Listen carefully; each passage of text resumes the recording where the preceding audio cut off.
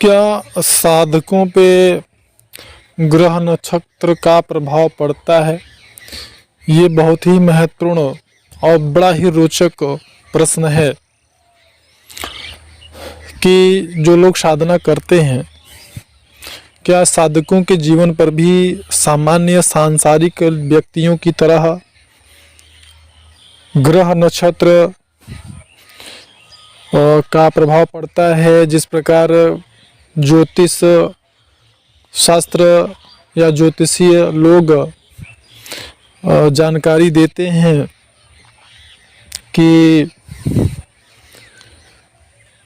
यह सूर्य की चाल बदल रही है, बृहस्पति की चाल बदल रही है, गुरु की चाल बदल रही है, ये इस राशि में तो वो उस राशि में, और शनिदेव वक्री चाल चल रहे हैं वगैरह वगैरह। बहुत सारी जानकारियाँ आती रहती हैं, सोशल मीडिया पर भी उपलब्ध हैं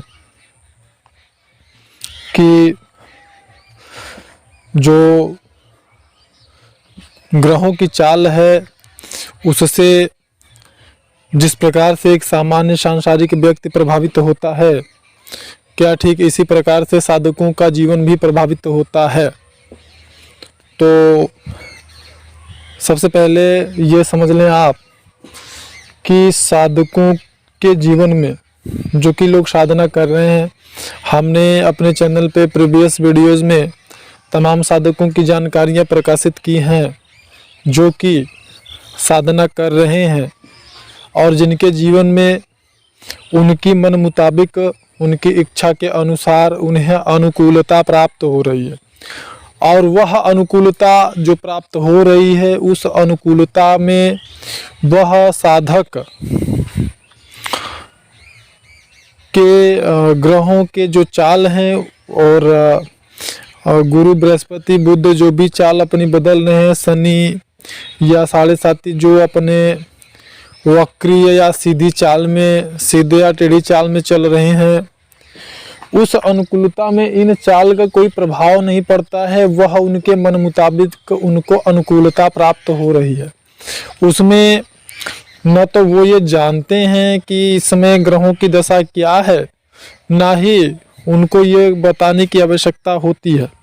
मतलब कि सीधा सीधा एकदम सीधा सा है कि जिस प्रकार से सांसारिक व्यक्तियों के जीवन पर ग्रहों का प्रभाव पड़ता है या एक सामान्य व्यक्ति के जीवन पे ग्रहों का प्रभाव पड़ता है, उस प्रकार से किसी भी साधक, अगर वो वाकई में साधक है, तो उसके जीवन पे ग्रहों के परिवर्तन का कोई विशेष महत्व, विशेष प्रभाव नहीं पड़ता है। वैसे तो आप कह सकते हैं कि अगर सामान्य व्यक्ति के जीवन पर यह ग्रहों के चाल उनके जीवन को 100% प्रभावित करते हैं, तो वही अगर एक साधक के जीवन की बात करें तो एक साधक को यह ग्रहों के जो चाल होते हैं, यह सिर्फ और सिर्फ 10 से 15% ही प्रभावित कर पाते हैं।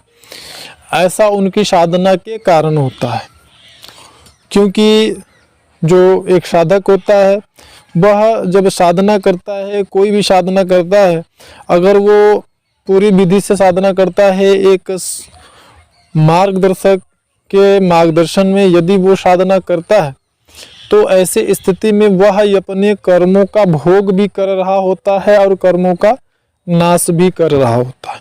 तो वह उसके साधना के सफलता के अनुसार जो कर्मों का भोग करना होता है, उसको जो अवस्था प्राप्त होनी होती है, उस अवस्था के प्राप्ति में जितने कर्मों का उसे भोग करना होता है, प्रकृति के विधान के अनुरूप उसे वो कर्मों का भोग करना होता है और वो करता है। फिर वह ग्रह नक्षत्र या कोई भी ग्रह के चाल, वक्री सीधी उल्टी कोई भी चाल, उसमें कोई परिवर्तन नहीं ला सकता है। वहाँ पे सारा जो मुख्य जो उसमें रोल होता है, मुख्य भूमिका होता है, वो माता प्रकृति का होता है। किसी भी साधक को कोई भी अवस्था प्राप्त करने में कितना समय लगेगा और उस लगने वाले समय में उसे अपने कितने कर्मों का भोग करना है, तभी वो अवस्था प्राप्त होगी। तो ये सारी चीज़ें माता प्रकृति के द्वारा निर्धारित होती हैं, ना कि किसी ग्रह नक्षत्र के अनुसार इसका निर्धारण होता है। ग्रह नक्षत्र का प्रभाव अगर ऐसे साधकों पर पड़ता है तो वो केवल मात्र 10% या 15% ही उन्हें प्रभावित कर सकता है। तो यह प्रश्न का जवाब रहा। और अगर आप ऐसा कभी देखते हैं कि कोई साधक ग्रह नक्षत्रों के चाल से प्रभावित होता है तो आप यह निश्चित मान लें कि फिर वो साधना उस स्तर पे नहीं कर रहे हैं जिस स्तर पे उन्हें वो साधना करनी चाहिए। यहाँ पर इतना ही। धन्यवाद।